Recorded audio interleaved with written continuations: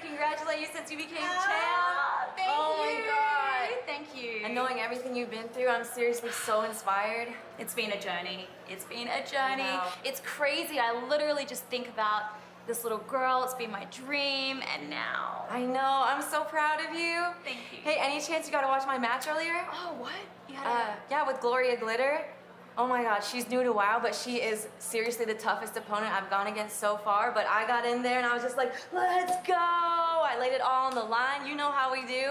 And I trust your instincts though. So even though I got the W, I'd like to know if there's anything I can improve on. So sorry, Crush. It's been so busy winning the belt and all. I didn't get a chance to watch. I really have to actually go right now. Is it okay if we catch up later? Is that Okay, yeah, cool. Thanks, Crush. Love you.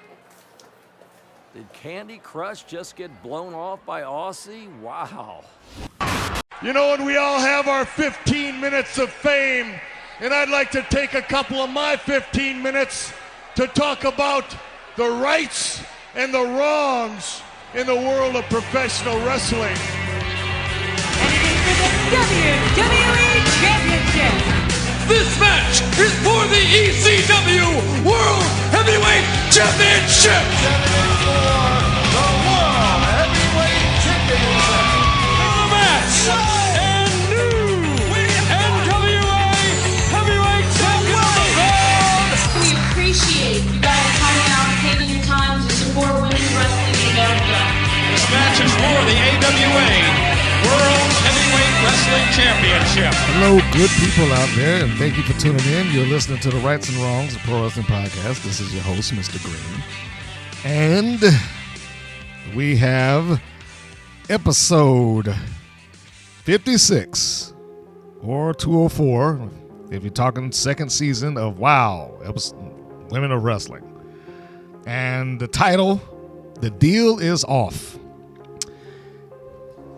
This is what they have sent, or that's what they labeled it this week. So this is supposed to be in reference to Lana and Sophia Lopez's deal that they had going to arrange a championship match. Sophia Lopez just cannot cut a break with those things. Like anytime she has even thought about a championship match, they just go immediately into loss. So, but we'll get to that. So let's start off with what the show began with. It's got its normal opening thing, or I should say its new opening thing, which is very nice.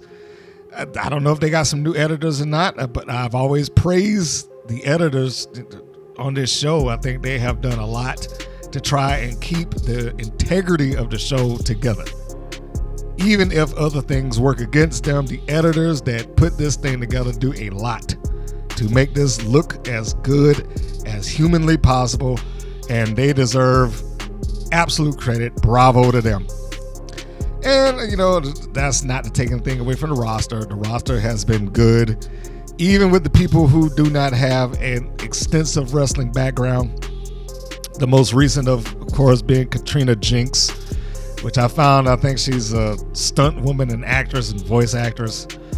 So I am not expecting, great matches out of her necessarily. She might get there and she might be a natural. I mean, she seemed to do fine in the match that she appeared in the debut match, even though she lost, but that's WoW's way. Speaking of which, we'll get to that a little bit later on. So let's start up with the show, shall we? First match and segment. Last Call, which has now been officially the titled name of the team of Reina Del Rey and Wrecking Ball. First thing I noticed with the team of Last Call is that they have begun to match a little better now. So I'm assuming that this teamwork thing is in and there to stay for them right now. So whatever route that Reina Del Rey might have had going or challenging for the world's title, the WoW Championship, I should say, they don't seem to be focusing on that right now. Nor does she seem at this point to have anything to do with her former rival, the Beast. Although the Beast has just come back, so time will tell. Maybe they'll get there, maybe they won't. I just don't see it with them seemingly dedicating time towards the team of Last Call. They look good together. I can't take that away from them. I mean, I used to give them a hard time, admittedly, saying that, this is the wasteland with Reina Del Rey playing the role of Max the Impaler. But it still works. This still works. This still is a power team in the WoW universe. Even though it's another one of those teams that we get close, but no cigar. Except for all the ones that they can run over at any given time, like the one that they're going up against in this particular match. And that would be, I guess they don't even have a name. Dave McClain kind of refers to them as the New Millennials, or, a New Millennial team with Jennifer Gen Z Florez and Stephy Slayz. Now, Stephy Slayz has been in this company for a while, and I'm going to deviate from the match just a second so I can talk about her. The reason I'm going to deviate just a second to talk about her is somewhere in here, Stephen Dickey made the comment that she's a veteran. Stephy Slayz is a veteran.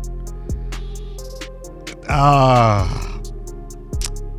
like Slayz, but she falls into a category that a lot of trainers have.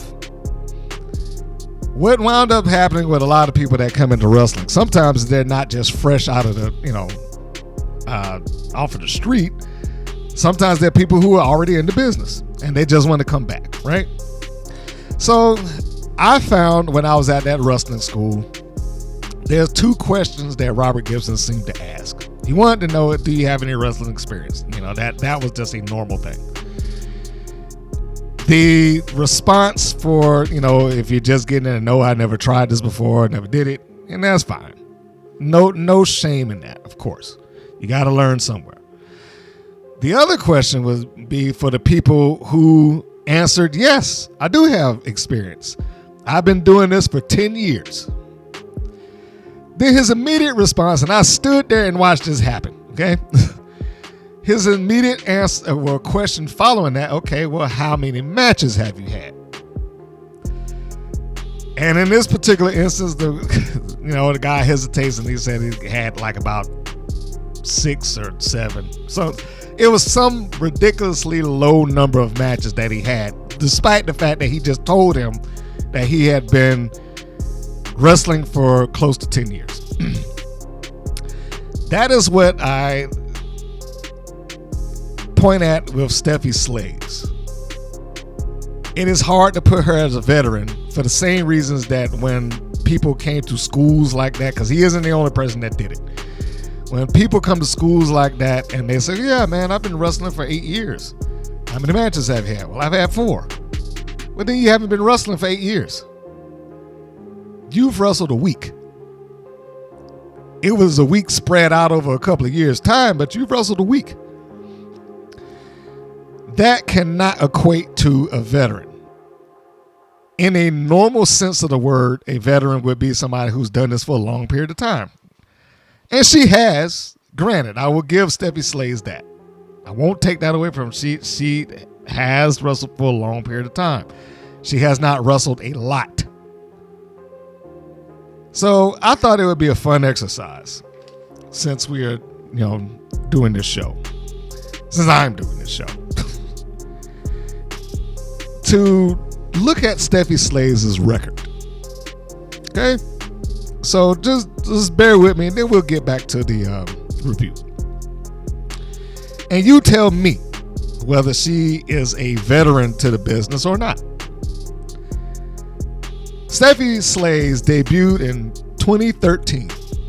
And I know for some people that's going to be hard to believe, but yes, she debuted in wrestling, specifically WoW, in 2013. Now, bear in mind the record that I'm about to give you does not account for the 2 or 3 times where WoW took a match to an event. They went to WrestleCade. They went to... Oh, no, I'm sorry. They didn't. They provided a match for a MMA show. Stephy Slayz and Keita Rush. I'm not including that. I'm only including the matches that she had for the company, with the company, on their company's television. All right. And besides, since it was only like 2 matches that she had outside of that, they're not important. Okay, so keep that in mind. So, yes, she started in 2013 when WoW tried their initial revival. She wrestled 2 matches that entire year. 2 matches the entire year. The Bully Busters versus Cage Heat and the Bully Busters versus Tropical Storm, and they lost them both. But I'm sure it will get better, right? So let's go to the next time. Didn't get back into the ring until what? Close to 3 years later, 2016. Stephy Slayz versus Abilene Maverick. Stephy Slayz versus Keita Rush. 2 matches in the entirety of 2016. Lost them both, by the way. So we move on again because, like I said, it's got to get better. Has to get better, right? 2018, 2 years after that. Back in the ring again. 4 matches this time. So there's an improvement of some description. She wrestled the Beast. She wrestled Jesse Jones. She wrestled Nikki Krampus. Where did she go? And she wrestled the Disciplinarian. Of those 4, she won 1. And I can say you could probably guess which one that she was victorious in. For those who said the Disciplinarian, you are correct. She lost to the Beast. She lost to Jesse Jones. She lost to Nikki Krampus. But she beat the Disciplinarian because if there's anybody that has a worse record in WoW, it's probably her. Next, so it's 2018, 4 matches. 4 for the entire year.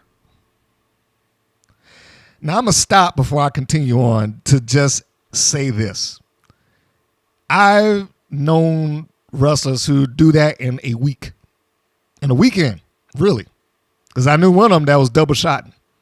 She hit one show early, then she'd run off and do the next one. In a weekend, she covered 4 matches. This is 4 matches in 2018 for Stephy Slayz. All right? So we'll keep going. 2019. She has 4 matches. Another 4 matches for the entire year. Holidead and Siren versus the Bully Busters. Loss. Abilene Maverick versus Stephy Slayz. No winner. The Monsters of Madness versus the Bully Busters. Loss. Stephy Slayz against Abilene Maverick. She wins that one. So she got, in 4 years' time, she got 2 victories over the course of, 8, 9, 10, 11, over 12 matches over 4 years. That's all of 2019. Now, in fairness, it gets better. It does get better. Now, there's a caveat to the 2019 run because there are matches that were recorded in 2019 but didn't air until 2022.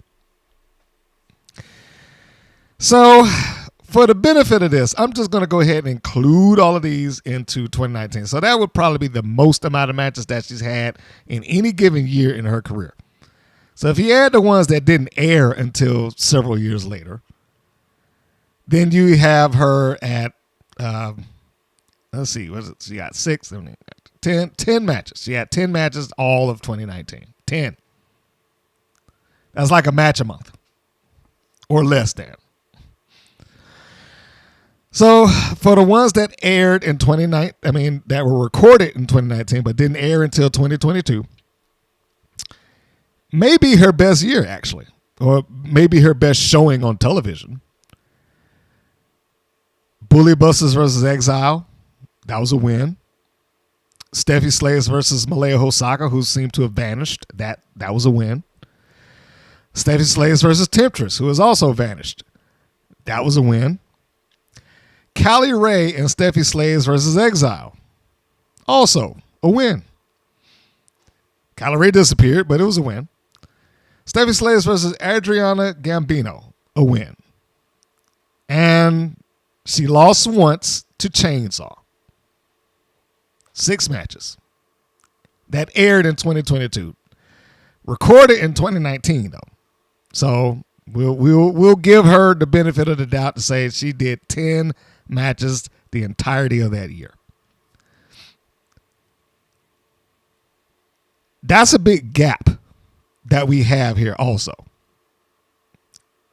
So, I mean, either way this goes, it doesn't play out very well. But there's a huge gap there. Like I said, these matches were recorded in 2019. She didn't get back in the ring again until 2022. 2022. What's that, 3 years? We'll just go ahead and say 2 because it was at the beginning of the year. We'll cut it down. We'll say 2 and we'll split the difference, say 2.5. That's still a long time not to do anything. Meanwhile, you have people out here that wrestle every weekend that they can possibly do it. I mean, and I've witnessed that with my own eyes. If you have looked at any talent that's on the indies, they're out there hustling. They're trying their best. They're trying to get the attention, the exposure, get the experience. And they wrestle constantly. Brooklyn Creed, who has been featured on my channel. She doesn't have a TV deal. She hasn't been broadcast on national television or what have you, But she's wrestled 10 matches in half of this time. And I'm just talking about the year. I'm not talking about from 2013 to 2022 like Stephy Slayz. She's wrestled 10 matches in less time, probably in three months or less. Steffi is not a wrestler. She's a wild superhero. And it's not a knock on her for that, but the idea that she's a veteran is absurd. I will continue. 2022. Stephy Slayz has 7 matches in 2022. This is getting more current as far as what we're watching. But she has 7 matches under her belt. Monsters of Madness, version 2, against the Bully Busters, lost. Heavy Metal Sisters versus Keita Rush, Stephy Slayz, Vivian Rivera, lost. Monsters of Madness, version 2 versus Stephy Slayz and Vivian Rivera, lost. Stephy Slayz versus Adriana Gambino, she wins. Adriana Gambino, Gigi Gianni versus the Bully Busters, lost. Vicky Lynn McCoy versus Stephy Slayz, lost. Stephy Slayz versus BK Rhythm, she wins. 7 matches in all of 2022 because she didn't take any bookings elsewhere. 2023, we are current, and as of now, as of this recording, she is 9 matches in. Impressive. I mean, we're at the end of the year, but it's impressive. Jennifer Florez and Stephy Slayz versus Rodriguez and Gigi Gianni, they win. Las Banditas versus Florez and Stephy Slayz, lost. Stephy Slayz versus Amber Rodriguez, she wins. Amber Rodriguez and Gigi Gianni versus Jennifer Florez and Stephy Slayz, lost. Chainsaw versus Stephy Slayz, lost. Last Call versus Jennifer Florez and Stephy Slayz, lost. Las Banditas versus Jennifer Florez and Stephy Slayz, lost. Exile and Ice Cold versus Jennifer Florez, Keita Rush, Stephy Slayz, lost. Last Call versus Jennifer Florez and Stephy Slayz, lost. Which is a spoiler, but I mean, by this point, you shouldn't be surprised. She's had 34 matches over 10 years. Do the math. 34 matches over 10 years. Experienced in the world that she's in, yes. But veteran, I cannot bring myself to say that. I know he has to say it because you've got to put them over. He has to say what WoW needs him to say to make their stars look like exactly that, to make them look like stars. But 34 matches over 10 years averages out to about 3 matches a year. A little bit, just a little bit over that, but it averages about 3. Just imagine that. 3 matches a year. The only people that do that now that you are aware of are people who've earned it. People can get on Brock Lesnar and Roman Reigns for being part-time workers and only working when it's necessary, but they've done this for a while. They've done this for a long time, and they've been on the road forever. They have earned the chance and the time to be able to be like, nope, I'm just call me when you need me. She ain't there yet. I'm not saying that she's, not gonna, but that's going to be entirely dependent on what she wants out of this. If WoW is the pinnacle of everything that she's looking for in a pro wrestling world, then she's already hit the top of her mountain. I don't get the impression that she is looking to be like, oh man, I would really like to go to Impact Wrestling, or I'd really like to wrestle for the NWA or MLW, or try to get to Ring of Honor or AEW, or maybe even the WWE. She does not strike me as that person. You barely hear her talk. She doesn't cut a promo.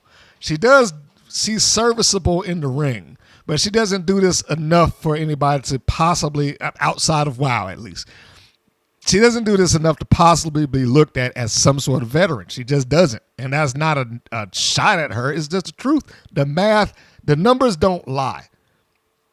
The numbers do not lie. And anybody that wants to go and back check all this, feel free. Those things are out there for you to find. I took the time to do the research on it, but those things are out there for you to find. 34 matches over 10 years. You're probably up to 35 now. So what is it? 3.5 matches a year? 3.5? That's ridiculous. To think that anybody that does that would be a veteran at anything. Take any other sport in the world and apply that logic to it and see how far you get. They'd laugh at you. I mean, I know wrestlers that'll cover 34 matches in 6 months. It didn't take them 10 years to get there. But again, she's one of the WoW girls who only wants to be a WoW girl. She has no desire to do this beyond being at WoW. Or at least, that is the impression that is applied when you look at her. And everybody else that is an in-house talent to WoW. People who came to WoW are a different issue. Some of them get kind of caught up in it and be like, I don't want to work for anybody else other than WoW from now on out. That's been said. I know Abilene Maverick said it. I know Jesse Jones has said it. Fury seems to be in that direction because I really don't see or hear about her on the independents anymore. And she was all over the independents at one point. She's another one who put in a lot of time, a lot of effort, did a lot of matches in a short span of time. But yeah, it doesn't show that she has any drive to be a wrestler. She has the drive to be a WoW superhero. Nothing wrong with that, but that's just, how it is. But that's why I led off with that example. And anybody that's listening to this that's been at a wrestling school, or proper wrestling school at least, has probably heard that. People that walk in there like, well, how long have you been wrestling? Well, I've been doing it for X amount of years. Well, how many matches have you had? Well, I've only wrestled 3 times. But then you haven't been doing this for 5 or 6 years like you claim. You did this for a day or two. You did this for a day or two. You kept the boots, you kept the tights, and you didn't bother doing it again, and now you're trying to get back in it. So you have to be taught from scratch. But don't try to make it sound like I've been doing this forever. No, you haven't. The numbers say that you did this for a year. And that's where she is. The numbers say that her experience level is like a year. She's still a rookie. Chronologically, she's been in this for a long time. Number-wise and match-wise, she's a rookie. And I'll stand on that.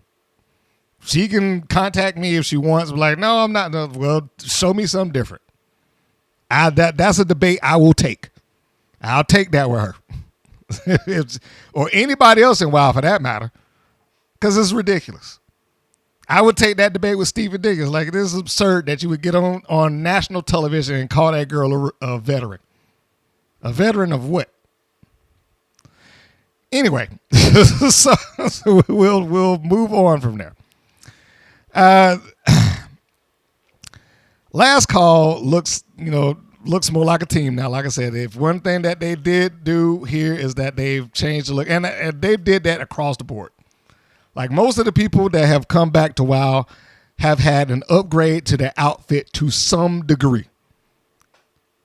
Right, wrong, better, good, bad, better or worse. They've had an upgrade to their outfits. And in this case, I like it. I like it a lot.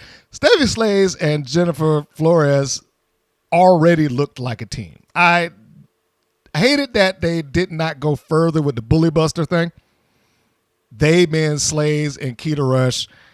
I think Keita had more aspirations to do that singularly because the Bully Buster thing is her thing.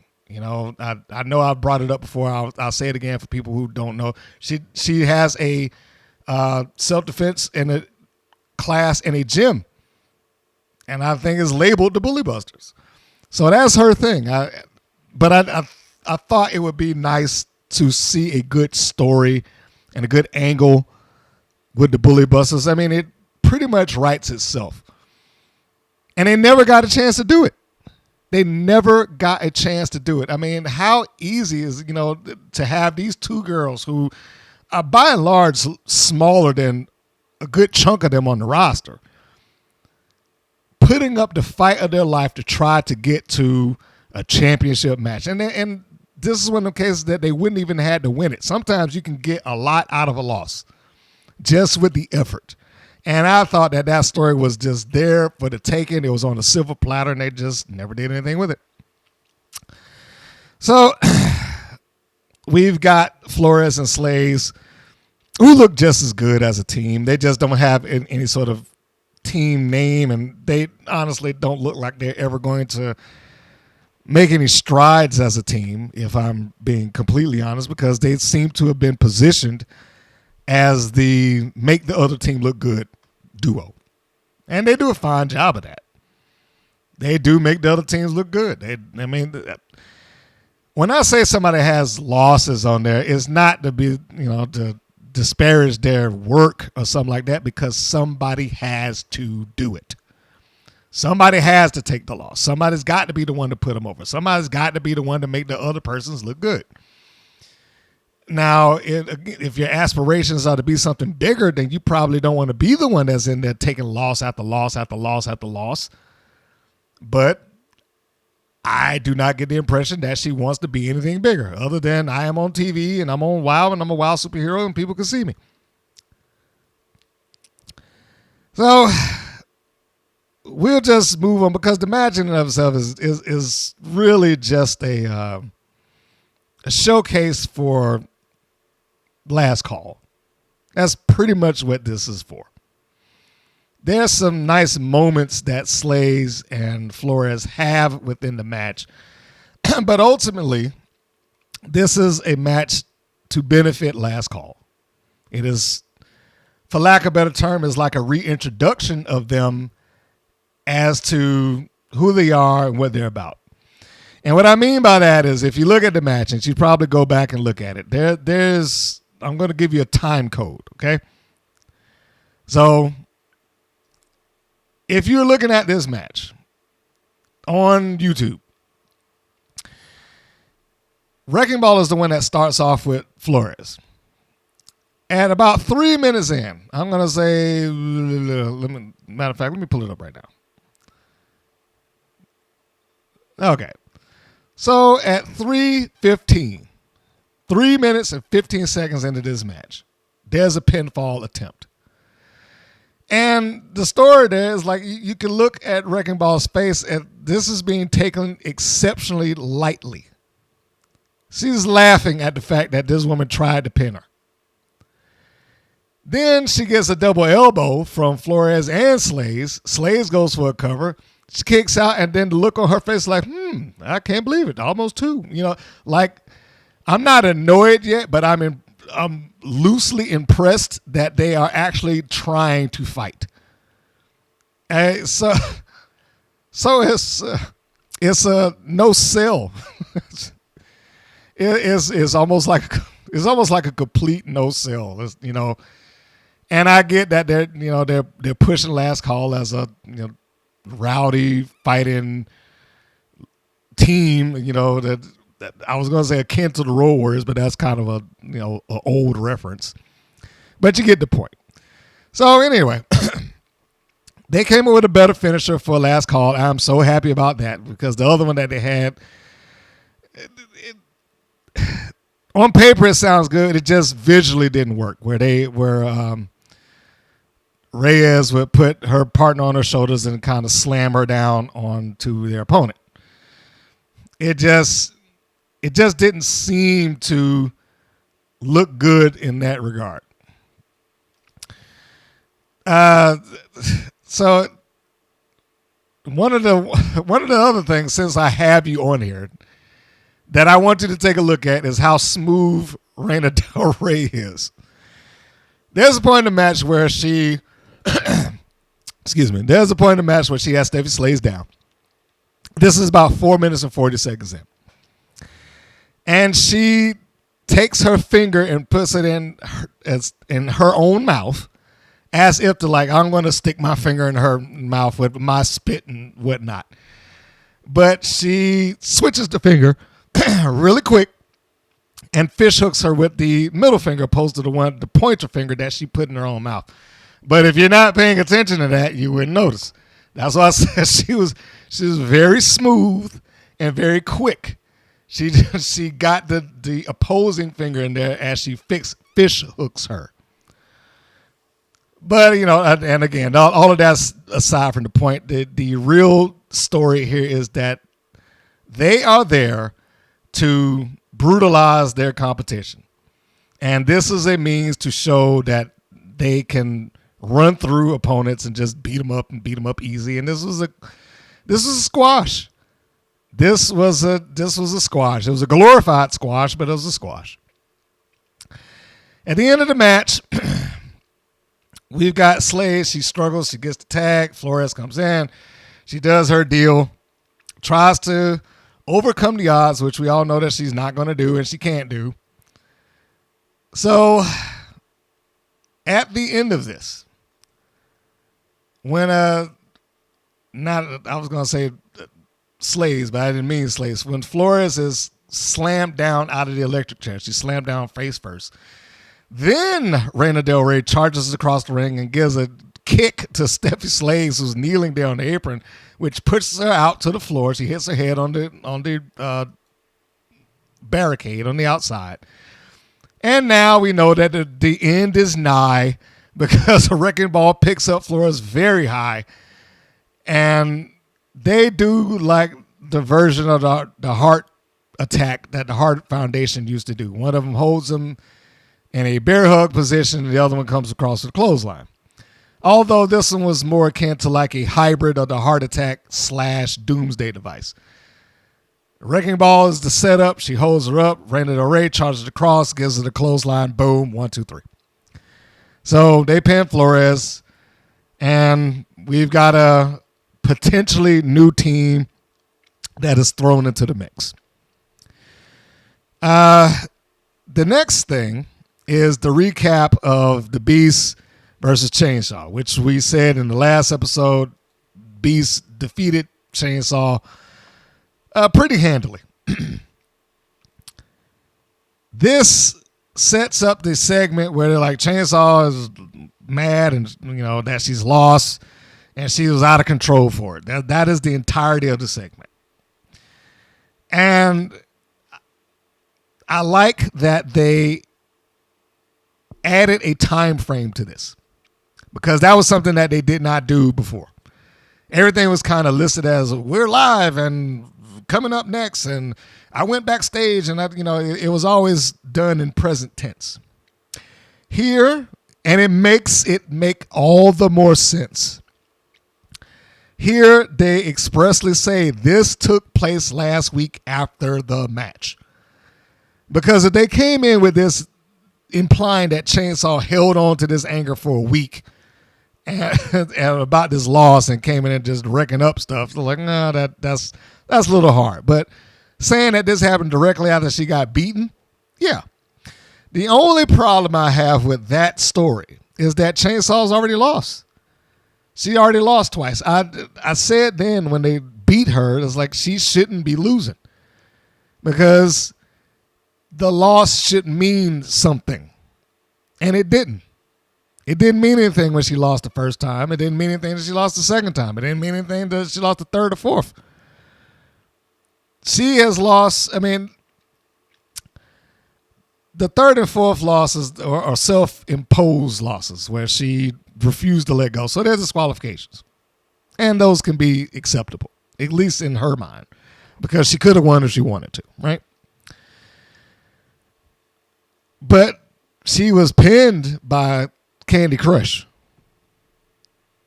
Her, I forget what they call it, but it's a Superwoman punch. She hit her with the punch and knocked her out and pinned her. Then she lost to Tiki Chamorro. Granted, it was the entire Island Dynasty that did that, but, it was a loss is a loss. She didn't lose her mind over those things. And that would have been the perfect opportunity for Angelica Dante to explain why those things didn't mean anything. Yeah, Candy Crush got it, but look what it took for her to do it. She had to pull every art thing out of her arsenal, and she got lucky. That's all there was to her. She got lucky. And, that's what you say. Somebody asked her about the loss with Tiki Chamorro. They say, well, she should be upset about that. Angelica Dante should have been, no. Upset? Why would I be upset? Did you see the match? You clearly weren't watching the same match that I was looking at. Tiki Chamorro didn't beat Chainsaw. The Island Dynasty beat Chainsaw. It took 3 of them to beat my sister. And so where in the record books that might say something that about she lost, but in the reality, it is a win. The reality of it is that Chainsaw had to be held down by 3 individuals just for them to hold her for 3 seconds. What one person could actually take her? All that did was just prove my point. Chainsaw cannot be stopped. Perfect promo, perfect opportunity for a promo. Wasted. So anyway, this is a natural progression of the loss of the Beast. I just wish that Chainsaw had a better win. She has a good win record. I just wish that she didn't have those inconsequential losses along the way, so that when the Beast beat her, it would have meant something. It would have been a bigger deal. It would have been a great way to bring the Beast right back into the fold, and you knew that it was going to cross paths eventually. So she comes into this clearly staged dressing room, angry. And the first thing she does is she grabs a vase off of a makeup table and smashes it. And then she leaves all of that and then goes to the set-up prop table and cleans it off with a mighty swipe. Just left to right. Wham.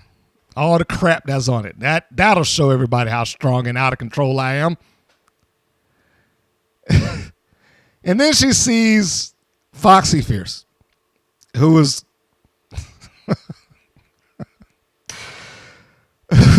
who's acting terrified in the corner, right? As if to be like, please don't hurt me. So Chainsaw goes over to her, grabs her by the throat, double goozles.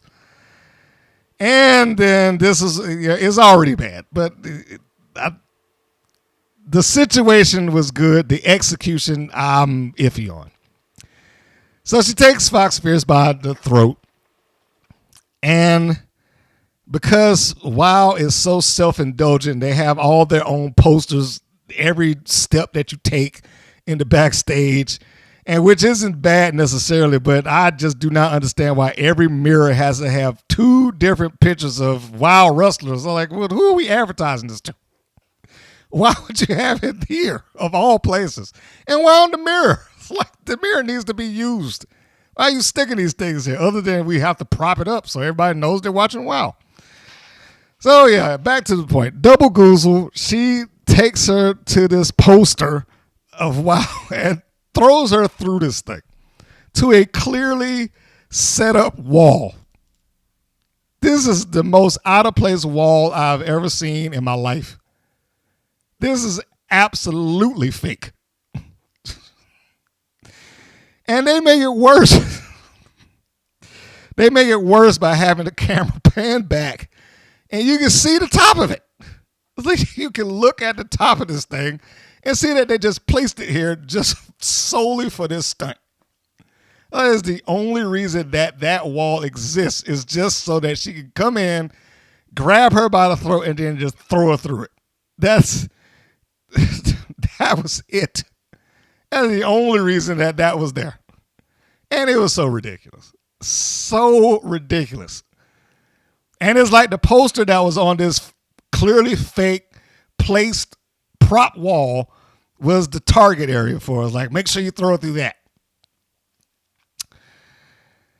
So after Foxy Fierce is disposed of, then Stephy Slayz, and for some reason, Crystal Waters coming there by the where was Jennifer Florez? I mean, I don't know.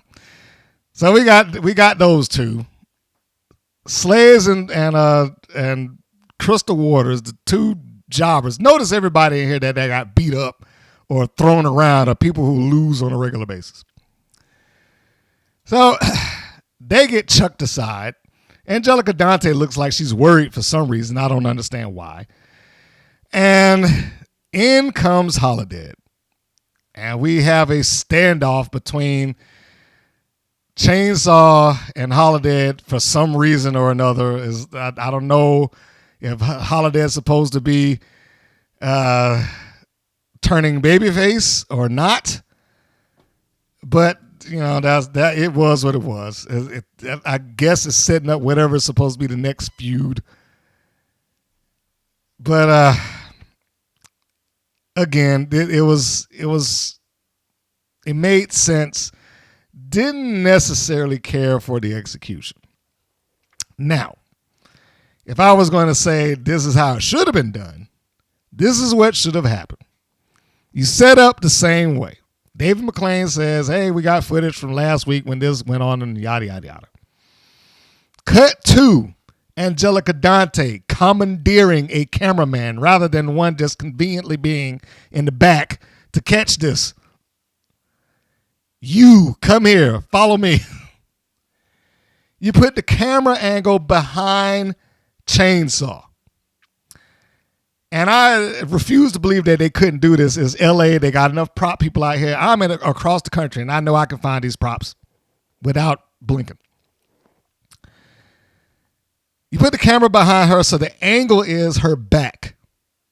Follow Chainsaw to the door with the camera. She reaches over. Once she goes through, this is when she needs to reach over to either her left or her right. In this case, it would probably be her right. And grab one of those mirrored makeup tables and slam it down. The reason you do it that way is because it needs to be a prop makeup table, not a one that they're using. And not one that's going to, throw glass all over the place. You can already have crushed glass on the ground, crushed sugar glass, the prop glass. But you have her do that to where you see the action, but you don't see necessarily what she grabs until you're done. And so you can walk in behind that and the camera can shoot down real quick, see the destruction, back up.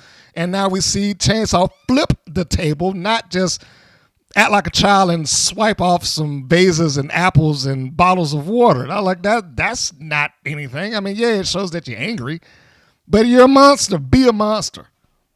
Flip that thing. Now you could go into the normal stuff. And I wouldn't have him put somebody through a wall that is obviously fake. Grab her put her up against the real wall, and hold her there. The other two come in. Hey, what are you doing? Put her down. She turns around, drops her. Now I can focus on you two. And don't just grab and shove aside. Grab and do something with them. If the table's going to be swiped aside, then you need to slam somebody on that table. Ain't got to break, but slam somebody on that table. Choke slam them. But do something that if you're trying to make Wrecking Ball come off like this unstoppable, uncontrollable monster, do those things that make her look uncontrollable rather than someone who's having a out of proportion temper tantrum. So, and then you finish it off the same way. You have whoever it is, in this case, Holidead, coming in face to face, and without any words, without any communication, she can, stare her down. And then you have Dante do the same thing, probably a little bit more pronounced, but she can grab her sister like, oh, okay, dog, we need to leave. We need to leave now. Now, I don't understand why the Holidead thing makes sense, because before they seemed to be perfectly fine. They was tag team partners, so why all of a sudden is there an issue? Or why all of a sudden would Holidead care, for that matter? Why would she even be in the babyface dressing room? All of these questions and more. Anyway. So we go to the next segment with a new star who gets a vignette. Rebel Haze. And you know how those vignettes work with WoW. It is a sure sign that person is going to walk right out there and lose. And that is exactly what she did. Nothing special there. Until she had some nonsensical promo about not conforming and being my own individual. I just want to do what I want to do, and I want to play music and rah. And through all of that, said nothing. And then came out there looking as generic and as just like every other would-be rocker that's ever been on the WoW. So yes, she is an individual. Woohoo! Like what's individual about this? I gotta have the grunge look. I gotta have the grunge shorts, and I gotta have the same WoW tattoo that every other person that has a tattoo or face paint WoW has. She is clearly going to be slotted into the Heavy Metal Sisters at some point in time. That is my guess. Just based on her look and based on the gimmick that they gave her, she's a Heavy Metal Sister in the making. And what helps sell that is the fact that Rebel was there at ringside. I mean, not Rebel. Not Rebel. Rewind that. Fury. Fury was there at ringside doing commentary for a match that she has nothing to do with. So, I mean, make of that what you will. She had no storyline purpose or reason whatsoever to be at ringside doing commentary for this match, for this person, other than I just feel like it. So, this match really illustrates the babyface stupidity of Fury as she's out on the commentary. And I like Fury, I do. But the idea that she would get on commentary in character, I mean, this is all kayfabe. And this is in the universal WoW. But the idea that this person would get on there and be like, I can't believe that Holidead would turn her back on. Look, seriously? Y'all had a feud for the better portion of a year, and you picked her and Siren as your partner out of the clear blue without any rhyme, reason, or explanation, and are shocked that they turned their back on you and left. That's just stupidity. That's just her dumb fault. Like, who does that? So she's there, and they're trying to, pass this off like it was sympathetic. She left me to die at Americana and Spring Break 24/7 when I had her as my partner. I was like, oh, okay. Again, it illustrated the babyface stupidity of Fury. This match was unimportant. Holidead won. She won with a double arm facebuster. And why I say it's unimportant, because it's the same thing they do every time they introduce somebody. Give them this big, long vignette that means nothing to try to set them up to be a star, but then they go right out there and lose. So her path in this company is already set. And why do they bother with those intro videos? I would think at this point they would have learned a lesson by that, or somebody would have said something, but why do they bother? I have repeatedly said I am not opposed to people who have a debut having to win all the time. You don't. But it is so absurd to set someone up to have a grand entrance and be a star, allegedly, within the show with these vignettes that have been put together and shot and edited and everything else, and then have them lose. Can you imagine, for the people who can actually think back this far, can you imagine if the vignettes that led it for Hunter Hearst Helmsley to join the WWF led to him going right out there and losing his first match? Or Razor Ramon, after they do a bunch of vignettes, and I'm coming to the WWF, and the first thing he does is take a loss? Or anybody. Just think of any vignette that people remember over the last couple of years that they did. Can you imagine how stupid that would look? They had them come out there to a vignette that set them up to be some sort of big deal, and then the first thing that they do as an official act to the company that they just joined that gave them all this praise and hype and everything else is lose. It's ridiculous. Ridiculous. And Rebel Haze is as big a cartoon character as anybody else that's on that show. Coming out there doing all I'm sorry. I know she says she's an individual and everything, but coming out there doing it what everybody would expect somebody who's into rock to do. I gotta do this. Gotta do the fingers. Gotta have my tongue out. Gotta go out here and air guitar and everything else, and every other cliche thing that would go against the whole template of what she said. I want to be me. I want to just do my own thing. Whatever. So fast forward through this double arm face buster. Holidead wins 1, 2, 3.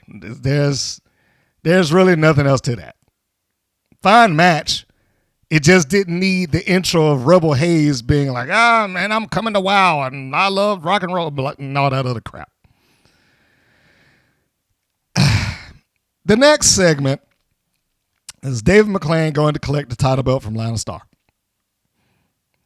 Again, credit where it's due. They didn't make this sound like he just walked off from the commentating booth and then went and got it and came back, which they have, done on occasion. They've made it appear that way or sound that way. Dave McClain sets it up and says, I went and did this earlier today. Good on him. I still don't think he needs to be in commentary, but at least good on him. So they go to the footage. And he goes to collect the belt that Lana Star stole following the match, but immediately is about to hand back over. So she's giving some loose-knit answer of, Penelope Pink didn't lose. She wasn't pinned in the match.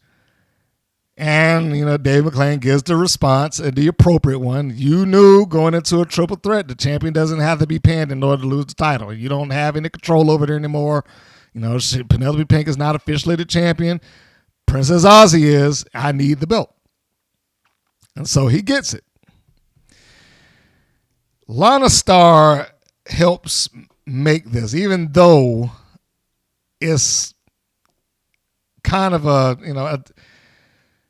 if you're going to look, I don't want to say deeply into it, but if you're going to think about this, it doesn't make total sense all the time, because why did she run off with this if we're not going to do anything with it? Usually when we had a wrestler that leaves and runs off and all that stuff like that is or takes a championship belt, I should say. Usually when we see stuff like that, there's some angle that's following behind this. One of which, and the easiest of which, is that this is the real champion. I'm not giving it back. Rick Rude went for months claiming that he was the United States champion, and he would not give that belt back. Even though Dustin Rhodes was the champion, you can go back to 92 and check that out. I think that was 92. But the whole point is that they built an angle off of it. And the brilliant thing was that they gave him a Halliburton briefcase. that only he had the combination for. So he's like, no, you can't take the case. That belongs to me. And I'm not telling you whether the belt's in there or not, but which it was. But he took it and he claimed it, even though he was not the champion. I thought that where this was going. Apparently not. And that's fine that they're not doing that particular story. There's 1,000 stories out there for them to do. So Lana Starr begrudgingly hands back the title, even to the point that when she hands it to him and he gets it in his hand, they put the camera right on it just to have their little comedy moment where it's like a little tug of war. I mean, and that's all that was there for. And Lana Starr has some great facial expressions about the, loss of that title. And credit where credit is due.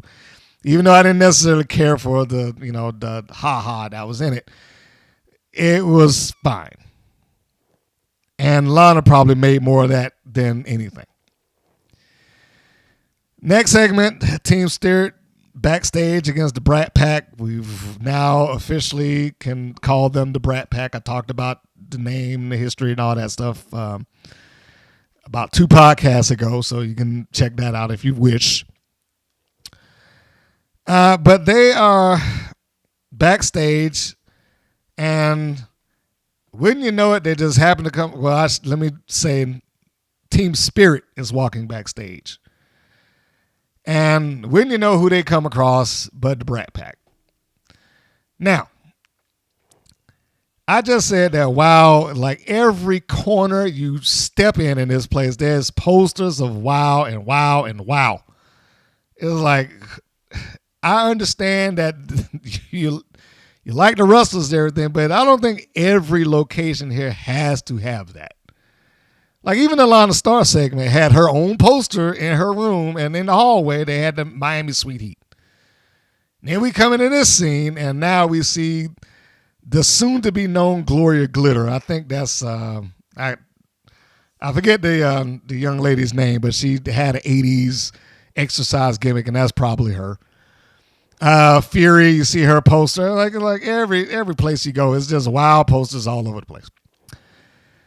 So Coach Campanelli and Ariel Sky come into the backstage, and then, like I said, or like I was going to say, lo and behold, who walks up but the Brat Pack, right? So they start giving them crap about not knowing where Randy Rah-Rah is and all that stuff, and that's a whole different issue. This is an angle that was born of the 70s and 80s. Now, I don't know if it's ever taken this much time. Even then, I don't believe it ever stretched out that long to where somebody was missing for a month or so. Not being there for the taping or the event or getting there late because of a problem, that's one thing. Here, the implication is that they have no idea where Randy Rah-Rah is. Story's fine. But in today's environment, it's just like you probably need to add something to give it a level of plausibility. Now, I do understand also that this is one of those situations where there are people that are watching this who are not looking for that kind of depth in their wrestling, as the gentleman said on one of my podcasts. It was one of his comments, and he was absolutely spot on with that. This is an angle for people who aren't looking for any sort of depth in their wrestling. Because if they did, this probably wouldn't be happening. Because the idea that they could legitimately lose somebody that they work with, haven't seen for 3 weeks. Remember, this is a 3-week angle. They're going on for a month now of not seeing her and not knowing where she is. And at no point is there a level of concern. It's not like they came in here like, David, have you heard from her? Or nothing like that. They just walk in like it's just Tuesday. I'm sorry, I used the phone at the end of the match. Oh, yeah, okay, well, don't do it again. I was like, what? Where's the concern for this missing person that you have that was allegedly a friend, but definitely part of your group? Where was that? This is a show that has utilized cops for people not laying down. But we won't utilize cops for a missing person or vehicle theft. This only makes people look stupid. It's enough that Ariel Sky is playing the dimwit to begin with. But it just makes Coach look like she didn't give a crap. She show up when she show up. Like, what is happening here with this? I mean, they could have done something, and they shouldn't come back with, and I hope I'm wrong. I really do.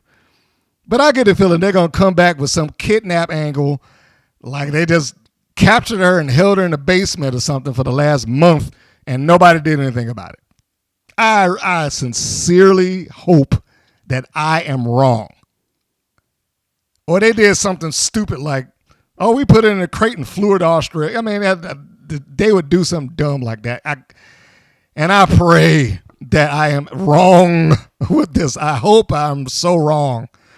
But when I watch WoW sometimes, man, it does make me feel like, yeah, that sounds like something they do. So, Team Spirit and the Brat Pack basically just create their own match. They have words. You say this, I say that. All right, well, let's just meet in the ring then. And there we go. So that was the catalyst behind them having the match. They just decided to do it. So we go into the next segment and the next match. That is the Brat Pack facing Team Spirit. This angle is implying that she's been gone for 3 weeks. Keep that in mind. It's absurd. I mean, no one did a quality check, didn't send anybody to a house, didn't call, didn't tell management, hey, David, you might want to check out and see where she has been. We don't know where she's at. Those are angles those are responses that would make sense. But, we're not here to make sense. Now, are we? This stretches all kinds of credibility. The Brat Pack looks good. BK Rhythm, Gigi Gianni, they look good. I'm ready for BK Rhythm to drop the rap gimmick, though, because it's not going anywhere. When Cena and Caster and all them did it, it was leading towards something or building towards something. I mean, I can even go back as far as saying PG-13. When they did it, it led to something. Not necessarily off of an angle, but it built them up in Memphis to be the top heel tag team and then eventually top babyface tag team. And then that led to them getting a run in a short, forgettable run, but a run in the WWE as part of the Nation Domination because they were the hype men for Farouk. Hence the rap. Here is just lines because this is what I'm supposed to do, and then we just move on. Doesn't mean anything. So whereas it could be entertaining, is not witty enough or scathing enough for people to care, and that audience doesn't. They aren't sharp enough. I'm sorry to insult the audience, but if the audience is what they were when she did what was allegedly this scathing rhyme on the mother truckers needing Sophia Lopez to get them out of jail, nobody reacted to that other than the mother truckers. It's not doing anything. It's not working. It's just a gimmick, and it's not a good gimmick at this point. It's not going anywhere. At this point, you should at least lie and say that she, or have her lie. I'm not going to say wow, but have her lie and claim that she's got some rap album coming out or something. To steal from the Double J Jeff Jarrett thing. Come out with a fake plaque. It's like, you see this, my rap album's at the top of the chart. Something, anything to justify her doing it. It's just not justified. It's just doing this just for the sake of doing it. And I'm sorry, because I do like BK Rhythm. Or more importantly, I like Killer Kate. But this is getting old. It is getting old. So, the team of Team Spirit, Campanelli and Aerial Skies, which is, I guess this is the Campanelli being the centerpiece of this team since she just traded from one partner to the next.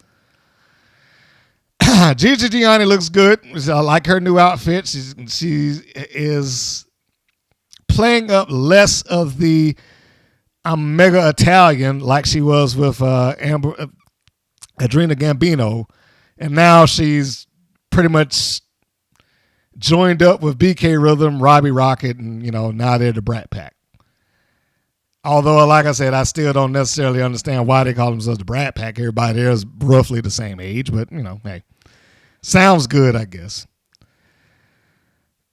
The commentary talk about a long-awaited rematch, and that rematch being the main event. I don't know how long-awaited it is, but, he's doing what he's told to do. This match mostly has the heat on Aerial Sky, where the heels have taken control and they keep her down to make sure that she doesn't go anywhere. There are points in here where I don't know if I would say inexperienced, but there looks like there's some lack of communication between Sky and Gianni at points. It looks sometimes like Sky is confused about where it's supposed to go. Now that just might be the normal way that she, projects her emotion. I'd have to see her more to really get a feel for that. But that person that was like, does she know what she's supposed to be doing next? So she, like I said, the heat is on her. They keep her in the ring. There's a move that she does in there that I thought was pretty smooth, her being Aerial Sky, where she does a backflip into a neck breaker, of evading a clothesline with a backflip and catching her opponent with a neck breaker in doing so. I was like, okay, that's pretty sweet. I got to give the credit where it's due. That was a pretty sweet move. It was very nice. Much like I said at the beginning of the show, that the first match was a showcase for Last Call. This is a showcase for the Brat Pack. It was a more competitive showcase, but it was a showcase for the Brat Pack. Once Sky did the move that she did, that set both of them up for the I got to get to the tag thing. You know what I mean? It was her net break was almost cutter-like. It was just in reverse. But yeah, it put Rhythm down, and then Sky had to crawl and try to get the tag. It was fine. And of course, Coach being Coach, she has to come in for the cleanup. She is the respected lead of this team. And that's fine. She comes in for the cleanup, and at some point, we get Sky back into the ring. I'm just going to push to the end. Gigi Gianni. Her finish is the running power slam. Well, not necessarily a run, but just a power slam. Over the shoulder style, much like Davey Boy Smith did, even though Stephen Dickey verbally said shades of Dr. Death. Well, yeah, not really. I get where he's going with that because Doc liked to use a power slam, but his power slam was positioned a little differently. But the power slam that Gianni did, I think she executes very well. Now, one of the things that took place here that set that up was Rhythm got chucked out over the top rope. She charged in to go attack her opponent. This is after, Aerial Sky gets tagged back in by Gianni. Rhythm came in for the save. She tried to get Coach. Coach ducks out of the way, pulls the top rope. Rhythm goes over the top, but Nicely enough, BK Rhythm gets back up and grabs Coach's legs before Coach can do anything. So she pulls her outside the ring. Ariel Sky's paying attention to her partner, looking bewildered, like I just said. Gigi takes advantage of it, kicks her in the guts, hoists her over her shoulder, walks her around, power slam, 1, 2, 3. I like her power slam. Like I said, I like her execution. I can't say it's a simple move, but it gives her something. I couldn't even tell you what that something is, but it gives her something because it was a nice walk, nice impact. Hopefully, Gianni will have had the partner that she needs now to do something. This is partner number, 3? Is it partner number 3? She's had a partnership with Adriana Gambino. She's had a partnership with Amber Rodriguez. And yeah, this is like her third partnership in tag wrestling. So I hope that it actually does something and means something and gets her somewhere. I don't think it will if I was a betting man, but it'd be nice to see them actually do it.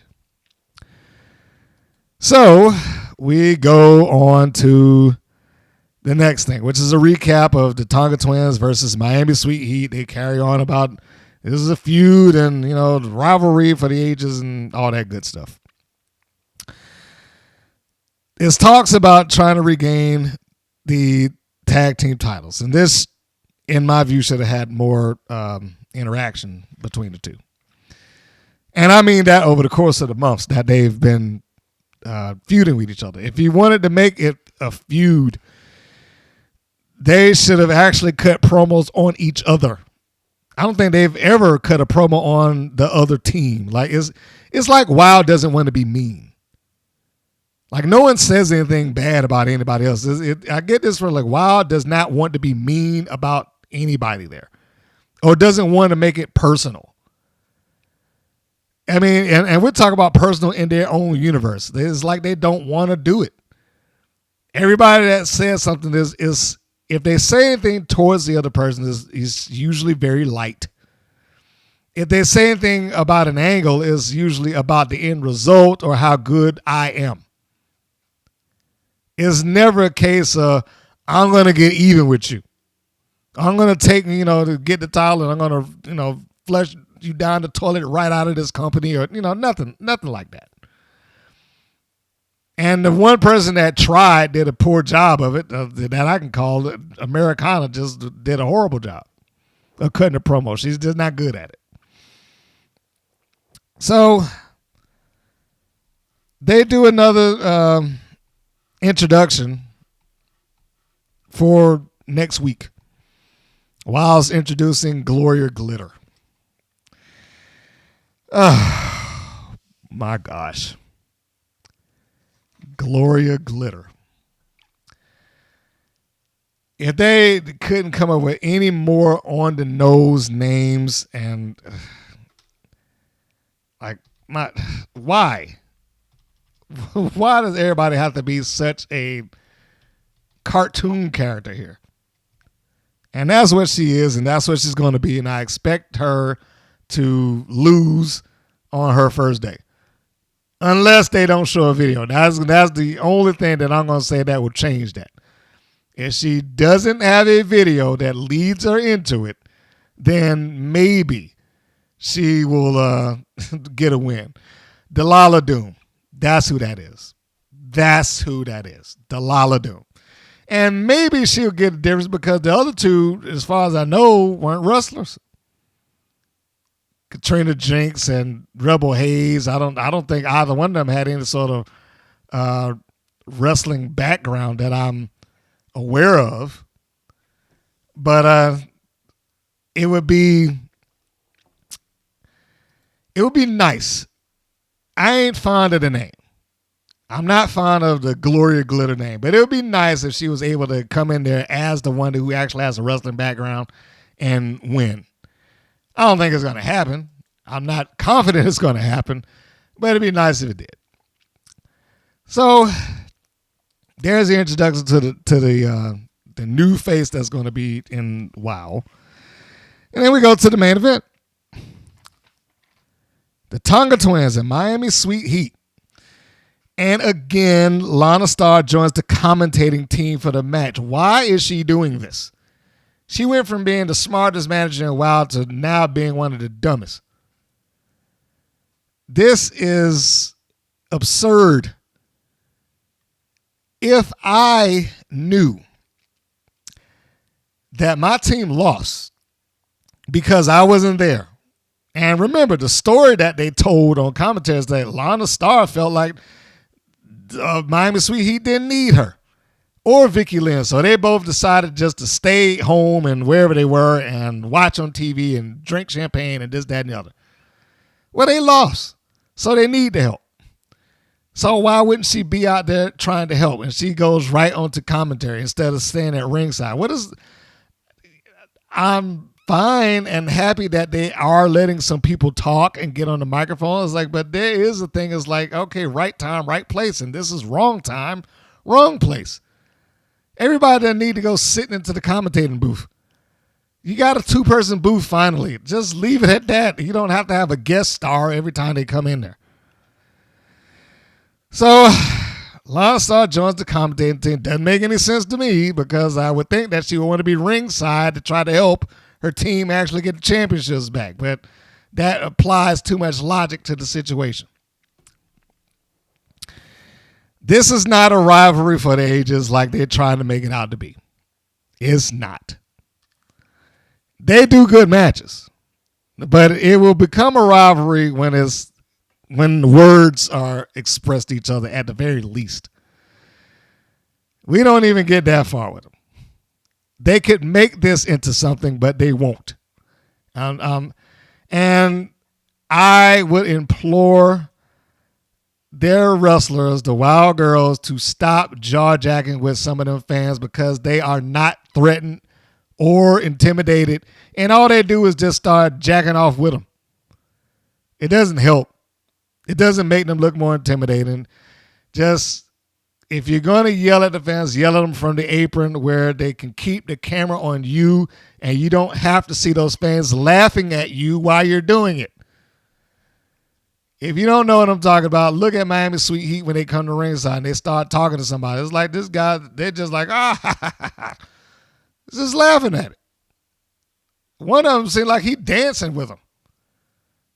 You know, he's like, come on, yeah. You know, like he's telling them to come back to his room or something. It's like, just stop. Just stop. Just stop trying to intimidate these people. They're not.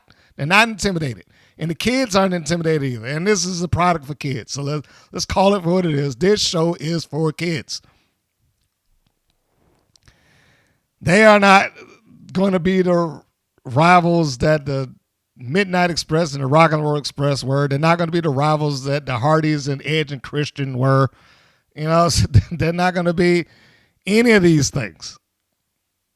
It's just not going to happen. It's serviceable, and I don't want to discount, you know, the effort or how good, for that matter, either team is. But they need to stop building this up to be something that is not until it achieves that. It's got to get there first, and then they can go into that. So, Miami Sweet Heat come out the ringside. Lana Star comes with them, but she immediately walks off to, you know, do the commentating deal.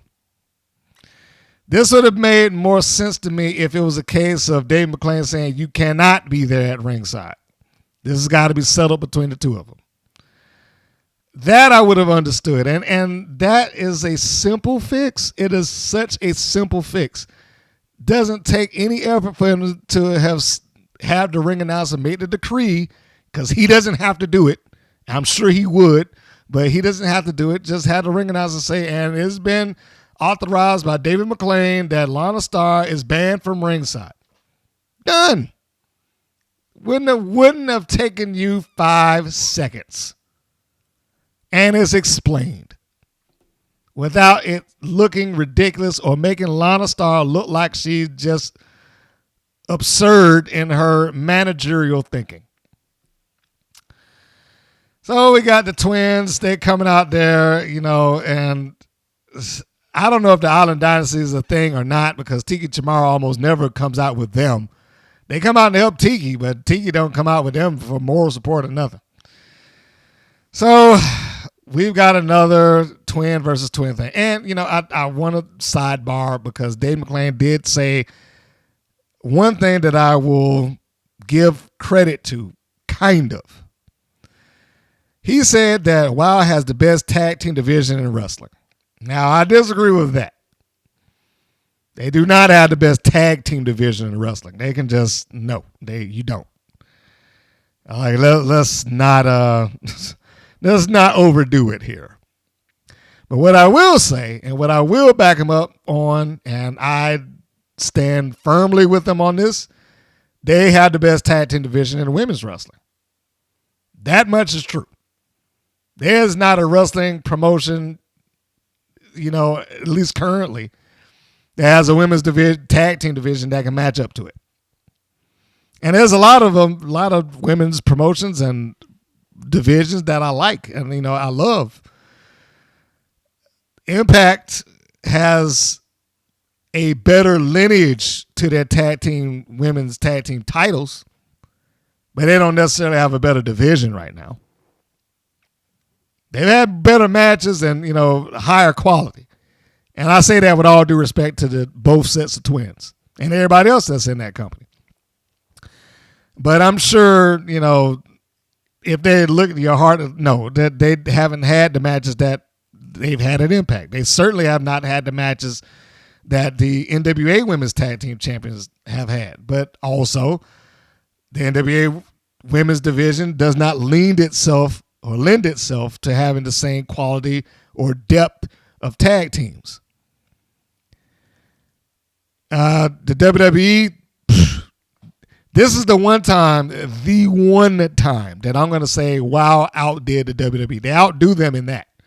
Their women's division is crap. So their women's tag team division is crap. Now, I shouldn't say their division because they got a lot of talented people, but they don't do a lot with them. A lot of people just spinning their wheels, and they're there, but they're not doing all that much. Their tag team division is loose-knit and held together by strings and glue at best. WOW outdoes that by far. AEW doesn't even have a women's tag team division, so that's a moot point. So when he says that on the microphone, or when he said it on the microphone, I was like, you know what? I actually agree. If you change that to the best tag team division in women's wrestling, I agree. Miami Sweet Heat, Tonga Twins, Exile, Florez and Slayz, The Dark Side, Holidead and Siren. There isn't a Monsters thing anymore. I can't even say that. I'm hesitant to even say Spring Break 24/7, but Spring Break 24/7, Las Banditas. I mean, they've got Last Call. What's that, like 8 teams that I just named off right there? They've got depth in their tag team division. The Brat Pack, Team Spirit. That's 10. They have depth, and they've got talent. It's just, a lot of times they don't do anything that helps drive people to want to watch it or watch that division, but they have all of that. So let's get to the match. This is probably the 4th confrontation that they've had, if you include the 8-person. So at the beginning of the match, you got the twins come out and they announced they got the belts held up for the world to see because we're the new tag team champions, the big silver belts, which I guess seems to be the current state of things with wrestling because tag team championships, even though they say we got the gold, even WWE, they only have silver belts. So they're held up. The match begins. Lana Star goes to commentary. And, the match is fine. I do think that they are developing a better chemistry with each other I know I've said before I like the outfits that Miami Sweet Heat began, or at least the updated ones, and I think it helps with the presentation. When you have a good look, it helps with the presentation that you deliver on camera. And they have a good look. The Tonga Twins basically start this off, shoving them around and picking them up and body slams and what have you.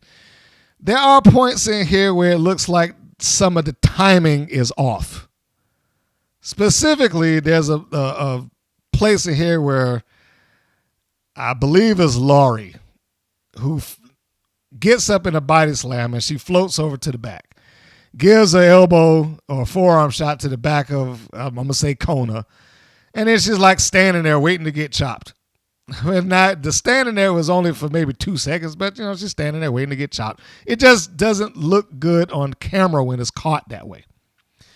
But they still did a good job. I mean, like when the Tonga Twins came in to give a double super kick and she backed it off, and like, whoa, like little things like that account for a lot when you're doing a match.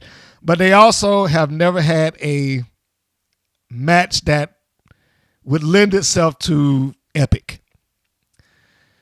Every match that Wild's had has been, roughly about 5 minutes to 5 to 8 minutes, I would say. Now, and that's not a bad thing, but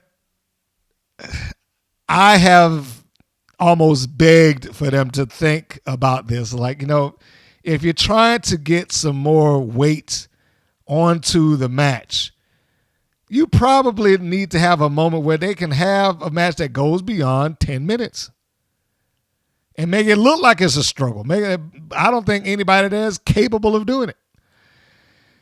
And I don't know which one of these twins got up on the top rope to go giving the 10-pound. She may need to get trained doing it. Either those ropes are loose or she just does not have good balance. But it's like 2 or 3 times she looks like she's about to fall backwards and fall on her head. Sitting up there on the top ropes trying to do the old 1, 2, 3. It just didn't come off well to be up there like, whoa, And it's not like she did it long, but it was very evident that if she didn't grab that rope, she was probably going to fall on her head.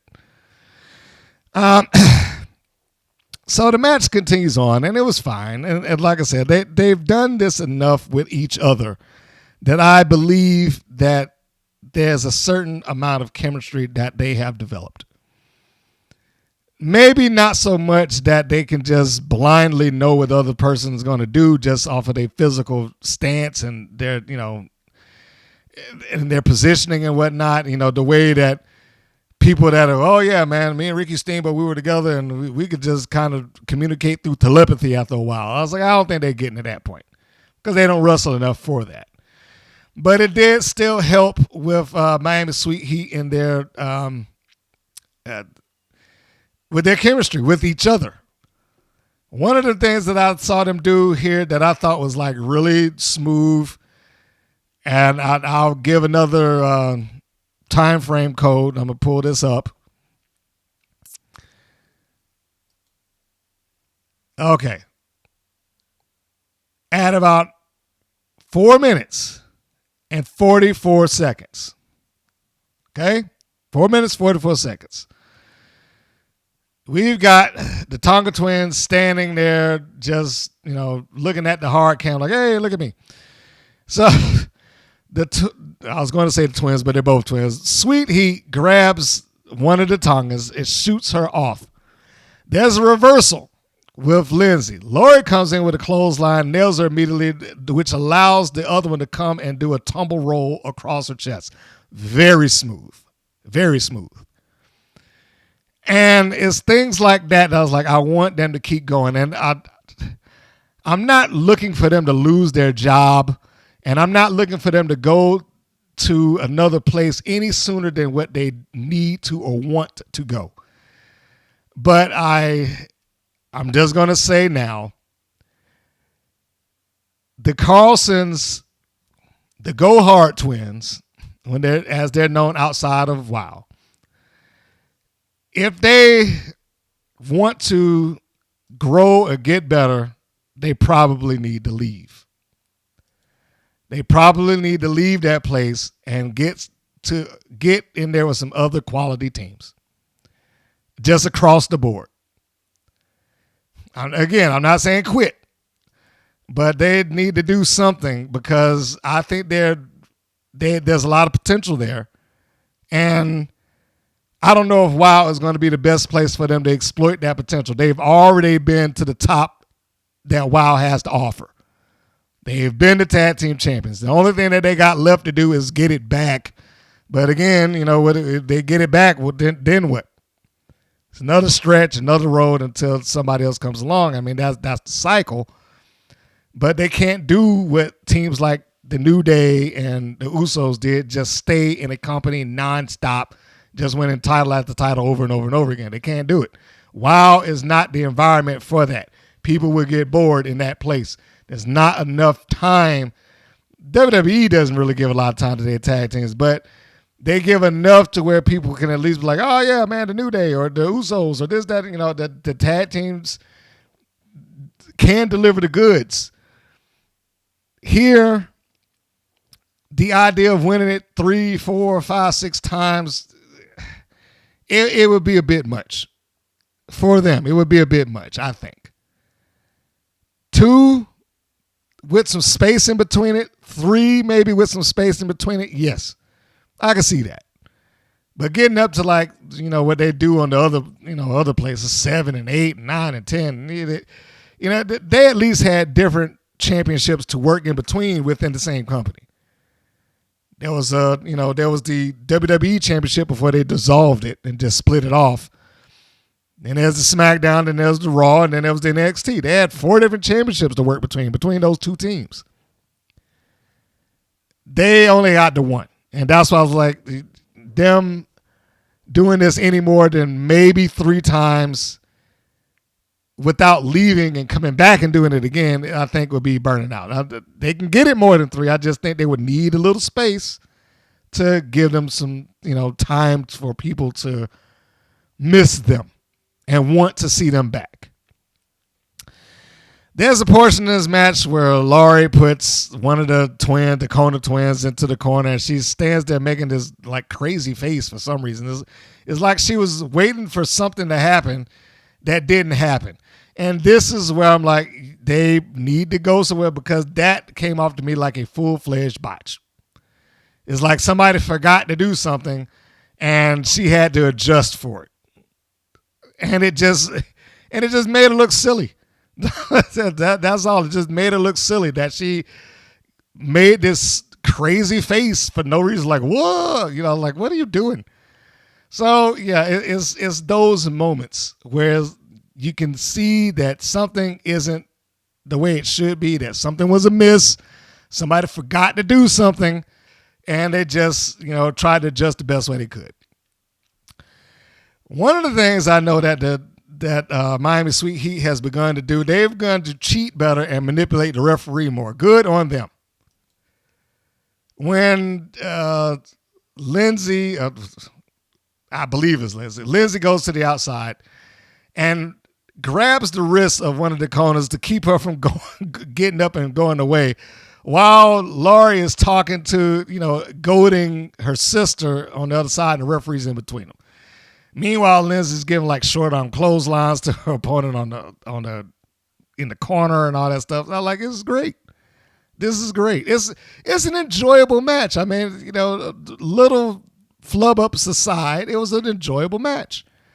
I just really feel that they have something to give to the wrestling community at large rather than just WoW.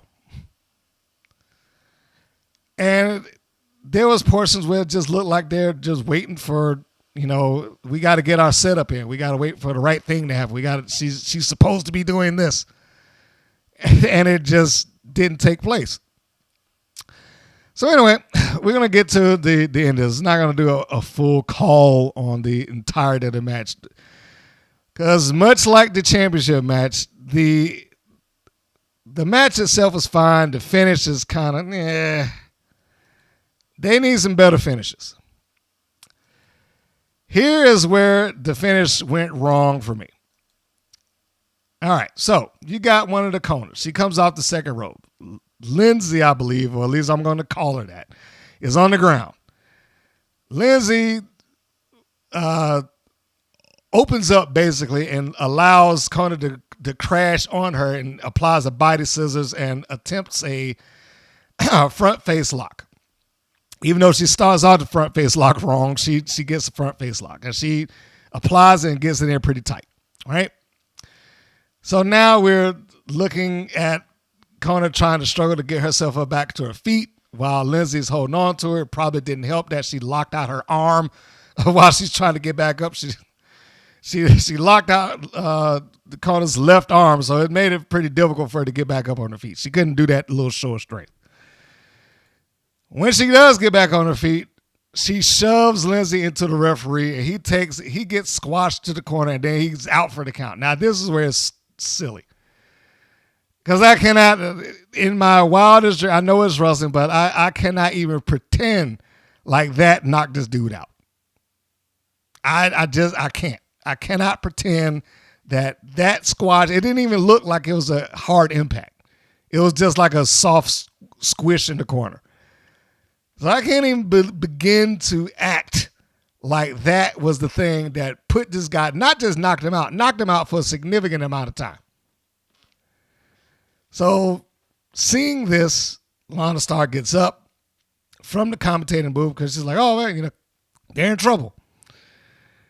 She comes out the ringside.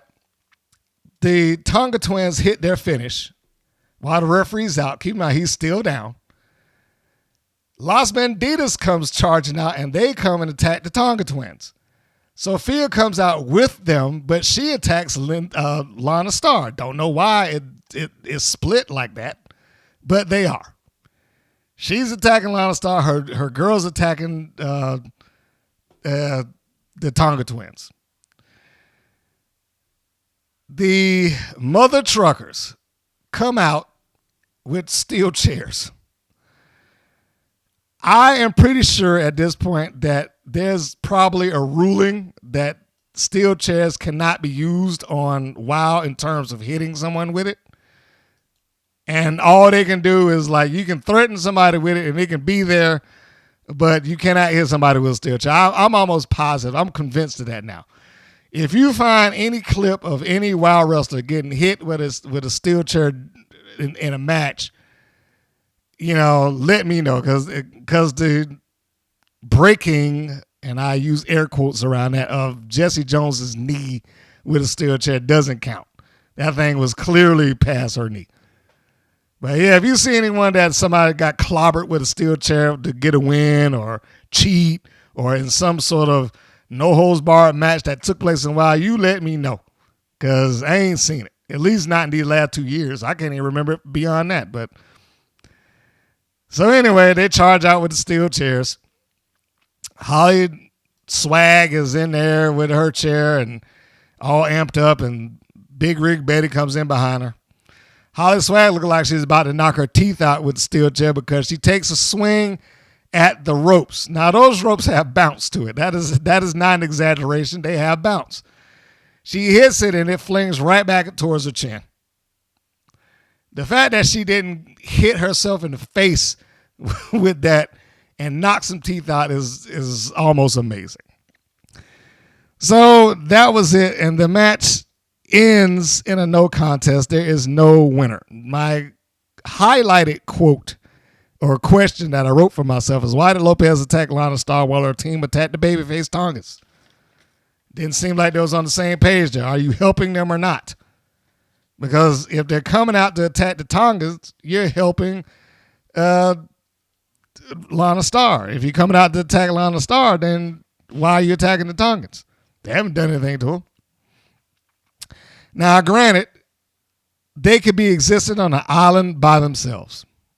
And they could go out and attack both. That is absolutely possible. Not the first time it's happened in wrestling. Will not be the last.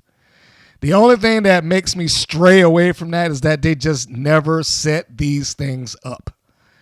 We've set up the rivalry between Sophia Lopez and Lana Star, so maybe we'll get Los Banditas taking on Miami Sweet Heat at some point, which I'm almost positive that Sweet Heat is going to win.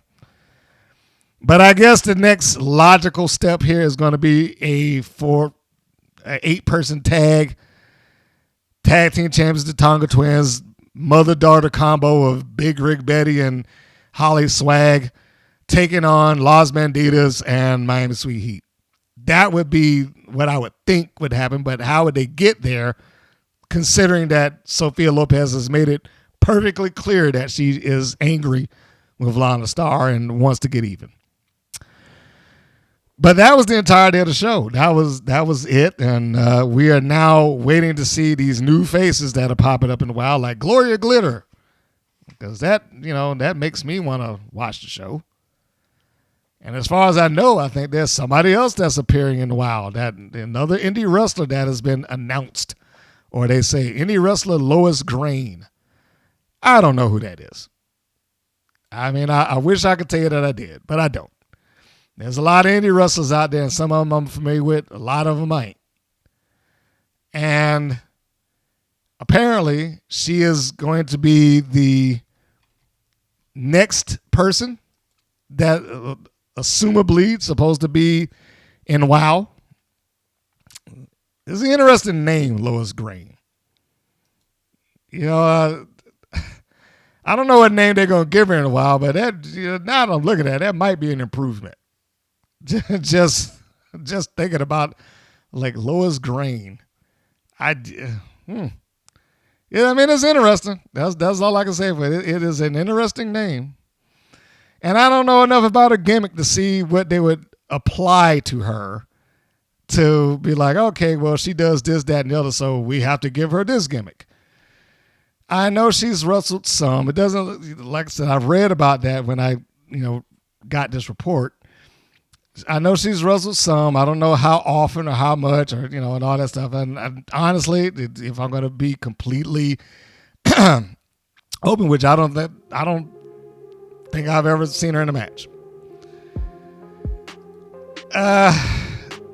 This is, what would I rate this? I mean, it's not a horrible show, but is it average? Last Call versus the first match, Last Call versus Gen Z, Florez and the Slayz. I thought that was fine. Squash, didn't care for the backstage stuff. Haze and Holidead is fine. It just, Haze's debut was kind of a nothing thing. Brat Pack and Team Spirit match is fine. I mean, the matches are almost always fine. The matches are almost always that way. It's the stuff in between the matches that create the problems. And I stand on that. The matches and the stuff in between that makes it nonsensical is what creates the problems for me. So with that, we are going to let this go, and we will finish this off. I guess congratulations, they have Princess Aussie with the championship belt and all that stuff. And look, she's a good wrestler. She looks good with the championship. Congratulations. Wish they could have gotten there a little bit better, but they should do something else with this. The last thing I want to say about WoW is apparently they have gone up in the ratings a little bit. I'm a little bit surprised, honestly. I mean, it's new highs for them, but whatever growth that they can apply to themselves, whatever growth that they can get, if I had an applause button right now, I would hit the applause, because they have gotten more people to watch. Apparently, I mean, it's still not a high amount. It's still not a high amount, but it's high for them. WoW syndication telecast, according to WrestleNomics, for September 2023 and October 2023, which we just walked into. That's where the report came in. The rating that they're talking about was in August. And the rating hit a high of 0.10 or 0.10 between 18 and 49. Now, for them, that's good. What that equates to is about a little under 500,000 people. It's about 428,000 people that watched the show, according to WrestleNomics. And according to the Nielsen ratings. I mean, that's not an accurate thing because, everybody ain't got a Nielsen box in their house. I mean, I worked for cable and satellite for 5 years. In that time, I probably went into 3 people's homes that I can say had a Nielsen box in them. So there we have it. It is it's good on them that they've raised their ratings. Their fans are starting to flock in, I guess. Now, whether they went back down or not, I have to go back to WrestleNomics and see whether they have fluctuated in the ratings. But as of right now, I want to give them credit where it's due, and I want to say, hey, congratulations. They actually did get something up, and good for them. If they can maintain it, fine. I will still stand by and maintain the idea of they probably need to get things better structured in terms of their storytelling before they start getting the wrestling fan that filters in that it does not care about Wow's feelings. Right now, everybody that looks at Wow and talks about it online, podcasts, social media platforms, Reddit, Instagram, YouTube, you name it, right now, everybody that talks about Wow that is on their platforms almost totally kisses Wow's butt. You're the greatest. I love it. This, that, and look, that's fine. You're fans. They could and they should do that. Just be aware that at some point, now I keep saying this, I said this for months, at some point, those regular wrestling fans, if they choose to watch, will look at that and start poking holes in it. Just food for thought. And so with that, we will wrap this episode up. That was the show. I am going to give that one it's an average show. So it deserves an average rating. It's a C. Not bad, but not good either. Average. And with that, we will move on. Thank you for tuning in to the show, ladies and gentlemen. I appreciate it. If you have not, subscribe, like, share. It helps with everything that's going on, whether that be on the podcast platform of your choice or here on YouTube. And if you haven't found any of those other things, or you don't know where to go for all the things to stay up to date, then you can go to WPNWrestling.com. It has everything that is done with the WPN, plus a 24-hour-a-day showing of all our stuff and a few video games and things like that in there. It is a lot. It is a stream that is on all the time on that page or on our website. So, take a look at that. And if you like it, hey, tune in, watch a couple of matches, take a few notes, look at some of those people that you saw in that you see in the WoW before they were in the WoW. Yeah, you didn't know I had that, did you? Got a lot of them. Got Nina Monet before she became Siren. I got Harlow O'Hara before she became Fury. I got Jessie Smothers or Jessie Bell, whichever name she considered before she became Jessie Jones. There's a bunch of them on there, so go in there and check it out. There's a lot of different matches, that I got a chance to call commentary for a lot of these young ladies and interact with them and all that good stuff.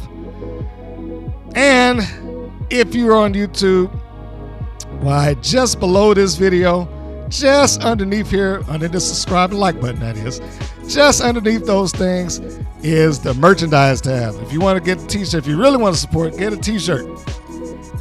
No politics, no religion, just wrestling. that is my favorite because I do not like going in anybody's place to talk about politics or religion because it starts arguments. But you can go in there and you can talk about some wrestling. Wrestling unites people. The other two tears everybody apart. No politics, no religion, just wrestling. Get the shirt. Thank you for tuning in. And this is Mr. Green saying that this is Mr. Green saying so long, and we will see you on the next go round. Thank you for listening to the WPN's Rights and Wrongs of Pro Wrestling. If you have questions or comments, please contact us via our Facebook or our YouTube channel at the Women's Pro Wrestling Network. If you're new to the WPN, feel free to subscribe to our channel and like our page. We appreciate your support. Thank you again for listening.